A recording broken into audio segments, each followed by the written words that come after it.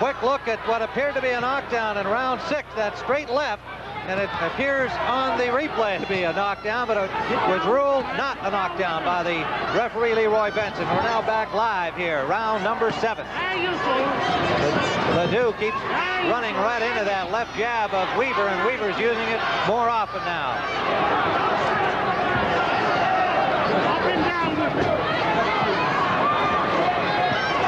As I mentioned earlier, LeDoux can't make it a one-punch fight because Weaver will just jab his head off. He's going to have to put his punches in bunches, and he's not doing it.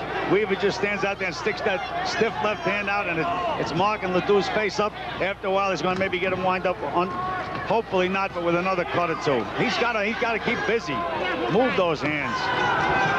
That jab is a punishing blow. Bill Clancy, Tim Ryan, Dick Stockton in Bloomington, Minnesota, live on the CBS Sports Spectacular. Scott LeDoux at the top of your screen in blue. Mike Weaver in red. The cut under the chin of LeDoux has not become a factor so far. It occurred in the first round. Cornermen have done a good job with that cut, Tim. It's under control. We'll be going to a station break at the end of this station. We'd like to remind our stations along the line. At the end of this 7th round, we'll be going to a station break.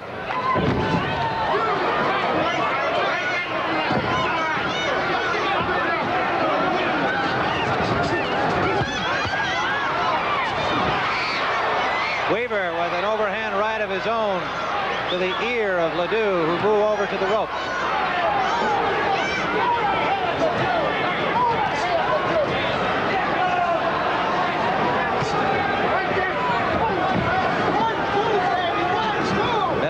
In round number 7. We'll have more action like this in 1980 when the CBS Sports Spectacular begins a Saturday-Sunday edition with lots of boxing. 20 fights are scheduled. The boxing fans will see plenty of action on the Sports Spectacular. LeDoux digging inside, and that backed up Weaver. That's what he has to do. He has to throw more than one punch at a time. He's got to move his hands. When it comes to jabs, Weaver's jab is much superior to LeDoux's. He just can't stand there and straight jabs. He's got to get busy. Weaver just continues to snap it out. He started to use it well in the 4th round, and it's been his primary weapon. There it is again. There it is again. We'll be back with more boxing action live after this word from your local stations.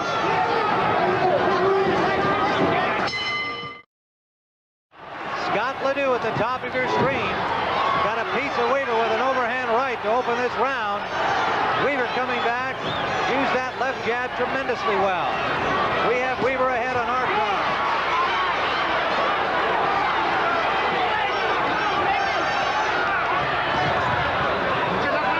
Earlier today in Washington, we just received word that Ed Too Tall Jones scored a knockout at 41 seconds of the first round against one Fernando Montañez. So Too Tall Jones with another victory, and we'll be following his progress as a heavyweight boxer, making the transition from a professional football player here on the CBS Sports Spectacular. LeDoux got a piece of Weaver, but has not been able to land solidly with that overhand right. Tim, LeDoux is in trouble in this fight. He's landed some good straight right hands on Weaver's chin, and it doesn't faze Weaver a bit. It looks right now as if Weaver's stiff jab is a harder punch than LeDoux's right hand. I say he's going to have to move his hands, stop moving on his feet a little bit, and try to score points and win and steal rounds, because he's not going to do it any other way. There's some blood now on the inside of the bridge of LeDoux's nose on the left side. Got to see what we can determine if that is a cut in there or just some blood moved around on his face from the punching of Weaver. The jab is, he's just doing a paint job on Weaver now, on LeDoux. What we call a paint job in this business, Tim, with that left hand. It's a beautiful weapon. There it is again. And, you know, we mentioned that Weaver's stamina was suspect. As long as he can fight his own pace and do what he's doing now, he's not going to get tired. He'll be able to fight 50 rounds like that. Another good left jab just straightened LeDoux up. different. It's up to Scott to do something different now. He has to change his strategy. Now he's frustrated, Tim. He's frustrated, and that jab can do that to you.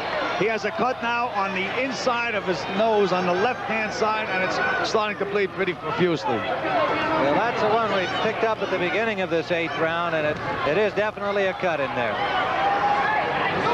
That could be a factor as Weaver just continues to pepper away with that left jab. Less than 30 seconds remaining in the 8th round. Weaver in command as we see it, but when you've got two sluggers like this, you just never know what can happen. One punch could end it either way. And this is the end coming up of round number 8.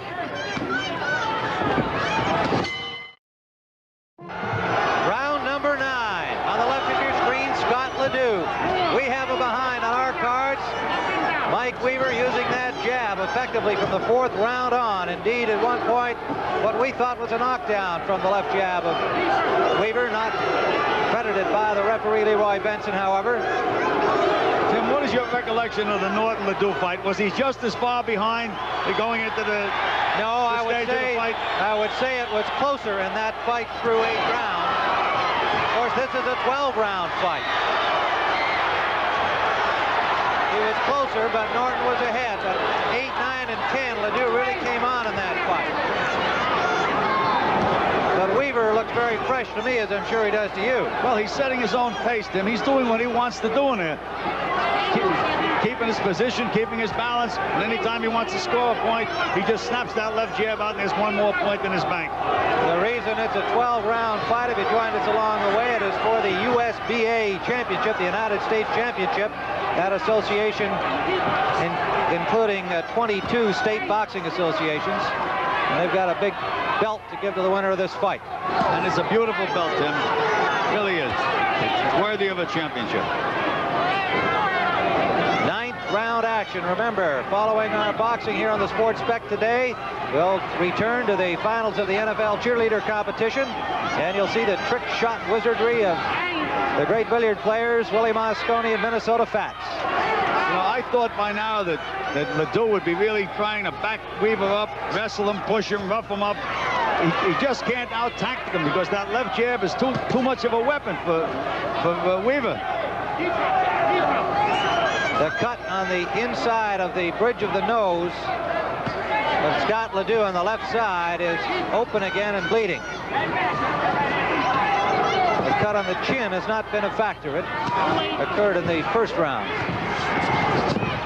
Counter punching. Weaver banging to the body. Tim, the counter for a jab is a left hook. What LeDoux is going to have to do now is feint and try to slip that jab and hook more. But when the only left hand he's using now is just that flicking jab, it means nothing. He's going to have to land some solid punches to get back in this fight. And he can do it by countering off that jab. Under 30 seconds to go. Round 9, scheduled for 12. Weaver on the right, LeDoux on the left. The hometown crowd behind the man from Anoka, Minnesota, just outside of the Twin Cities. Mike Weaver from Los Angeles.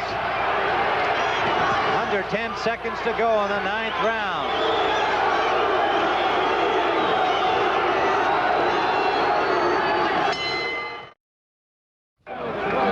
Scott LeDoux happens to be in a little bit of trouble right now because Weaver's jab has been too tough. Don't forget, next week on the CBS Sports Spectacular, the 9-ball championship, the LA Times 500 stock car race, and part 5 in the Battle of the NFL Cheerleaders. All right, Dick Stockton, this is round number 10, and the crowd here at the Met Center, 7,000 in number, trying to encourage Scott LeDoux. I think they realize he's behind. They want to see those big bombs start to land. Yeah, they're yelling LeDoux, LeDoux. But so far it's been Weaver, Weaver. Just that left jab, that makes the difference.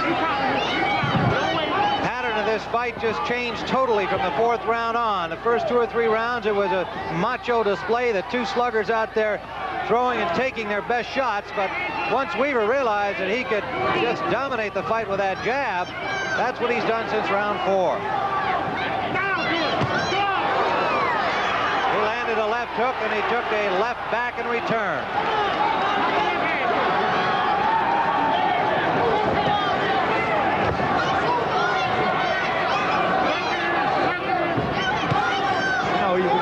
ourselves, why isn't LeDoux winging more and taking more chances? He's been hurt by Weaver, and he respects him. That's why he's being a little careful in there, too.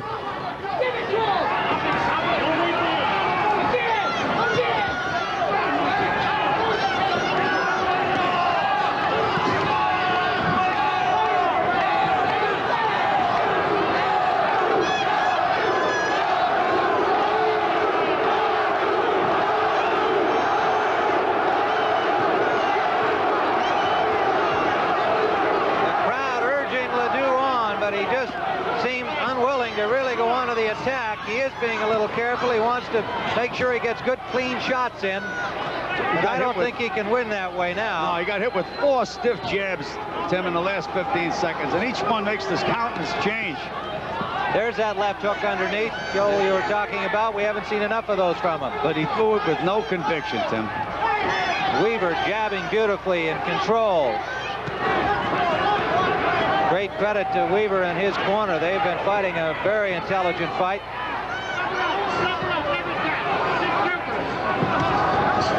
And now Weaver has landed so many good stiff jabs. He can feint that jab and just about hit Scott with any combination he wants to. Well, I guess he says, why should I change? Why change success?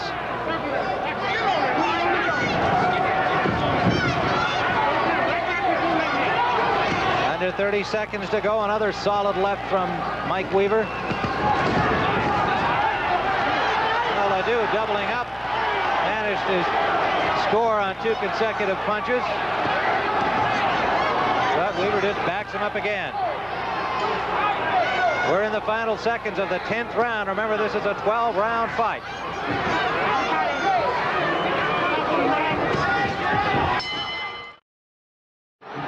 Number 11, Tim Ryan with Gil Clancy and Dick Stockton. Scott LeDoux on the left. Mike Weaver now circling to the left. Weaver in control of this fight. LeDoux with 2 more rounds to get something going here as we see it. Tim, he has to let everything hang out now, and that's what his corner told him. He's got to throw caution to the wind, take all kinds of chances. He is always willing.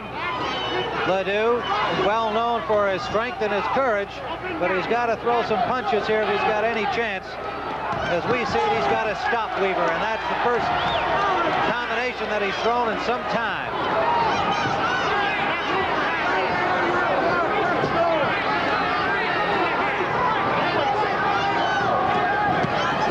That jab of Weaver's is like a 2x4 coming out a window. It really hits you. Doesn't hit me, it hits Scott. Thank goodness.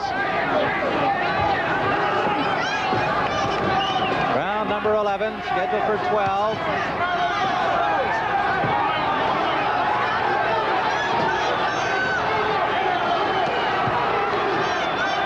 Scott then, he threw a right hand to the body. He didn't hook off it. He's got has to hook off it. Called it for Tim. That gets a rise from the crowd. Every time, though, not 1 out of 2 or 1 out of 3. Weaver with a combination, and LeDoux pulled back from it. Due to the length of this fight, we'll be unable to show you any of the action from the Greg Page and Michael Spinks fights. This one is in the 11th, scheduled for 12. Good combination and a solid right from Weaver. You know, Mike Weaver is enjoying himself in there now. He's in complete control. He's a well-conditioned athlete that all the hard work is paid off for. He's really enjoying himself. Under a minute to go, round 11. Michael Spinks won a first-round knockout at 145 with the first round over Mark Hands of Minneapolis. His 9th consecutive victory against no defeats. And Greg Page remained unbeaten. The youngster from Louisville, a heavyweight, flattened James Reed of Richmond to go to 6-0 as a professional. His knockout at 155 of the first round. That was earlier here at the Metropolitan Sports Center. Young Joe Louis won a decision over the veteran Jesse Burnett. Under 30 seconds to go in the 11th round here, with Weaver still in command and LeDoux just unable to launch any consistent attacks. That's all Weaver now, Tim. All Weaver. LeDoux keeps coming, but he just is ineffective against the man in command. Final seconds, round 11. Tim Ryan with Gil Clancy. We're looking into the corner of Mike Weaver. And prior to June, that June fight, of course, was the knockout loss against Larry Holmes. And he fought such a fine fight before being stopped by that big right hand of Larry Holmes in the 12th round. Scott LeDoux has not sat down through this entire fight. He's been standing in the corner. Does not look like he is worn out by this fight at all, but he just has not been able to get anything going since early in the fight. Well, we mentioned earlier that Weaver may have a stamina problem. He does not. He sat down after each round, but now, just before the 12th round, he stood up for the entire minute. He's as fresh as a daisy right now, Tim. I'm impressed. The final round. I don't see why he's changing, bouncing around and dancing around. It's not necessary. Like, why change success? Remember, coming up, the finals of the cheerleader competition. And you'll see Minnesota Fats and Willie Mosconi in a special trick shot exhibition. More to come on the Sports Spectacular. December 8th will be in Yugoslavia for the new Cruiserweight Championship. Nate Parlov against Marvin Camel of the United States. Saturday, December 8th on the Sports Spectacular from Yugoslavia. LeDoux desperate now. He has to know it. All right, now Weaver has settled down. He gave up the dancing. He'll be more effective.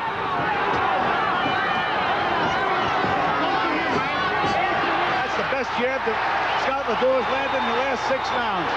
He gets a rise from the crowd. They want to see more of it. Good left to the body.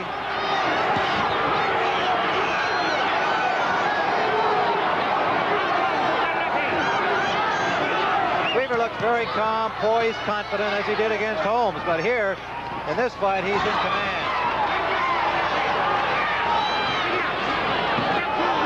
Well, Tim, we should preface that by saying we think he's in command.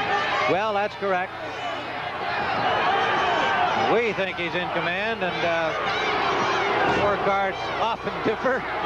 We have him well in front. It'd be hard to imagine a different point of view, but we'll find out when the decision is rendered. A referee and 2 judges, all from the state of Minnesota.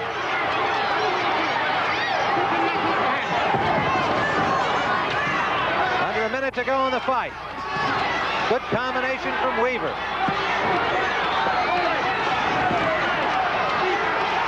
An impressive performance for Mike Weaver. Well, Weaver's a confident fighter today.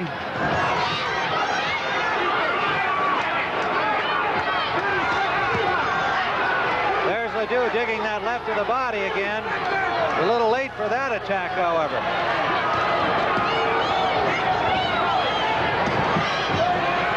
Just can't get away from that jab. It's been the story of the fight. No question about that. Approaching the end of this fight. We're in the final 10 seconds, and Weaver just peppers away and follows with a right. He wanted to remind the judges. Look at this finish by Mike Weaver. And the bell has sounded. It's all over. LeDoux throws up his hands. I'm not sure whether he thinks that he's had a chance to win this, and we'll find out officially, but we've got it Weaver at this point. Tim Ryan back at ringside with Gil Clancy. You're looking at Mike Weaver. The ring announcer, Jimmy Lennon, is gathering the cards, and we'll have the decision here momentarily. Boxing Association champion. Well, fans, we have the Here it is. decision in a great heavyweight contest. I will read the point totals. Chuck Hale sees it 117 to 114. Leroy Benson 118 to 110. Mert Harrick 117 to 108. A unanimous decision, a skillful win for the present U.S. champion, Iron Mike Weaver. Mike Weaver is the unanimous winner of this fight, and he is there now with Dick Stockton. All right, Mike Weaver, a most impressive victory today, Mike. Listen closely because there's a lot of noise here. Round 4 seemed to be the turning point. Do you agree? Yes, this is round 4 because I'm a very slow start. My plan wasn't to try to knock out LeDoux. I know he's tough. It was to outbox. It wasn't to load up with just get off fast punches, which I did. So I was happy with my victory. Now I'm going for one of the champion. I believe I'm going to be. Not many people get a chance for a second shot at the title, but I guess you've got one now, don't you?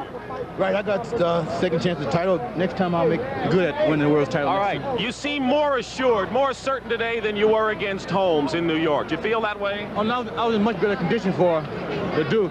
I trained much harder than I did for Holmes, which I should have did for Holmes, but I trained real hard, running 7-8 miles a day, scoring 14, 15 rounds a day. I was well prepared for the fight. Boy, that left jab was amazing. I mean, that was the punch of the fight. Yeah, I was practicing left jab. Like my trainer, Ray Burns, was telling me to use my jab. Don't try to knock him out, just use the jab, hook right across. My congratulations to you. Great job. Thank you. All right.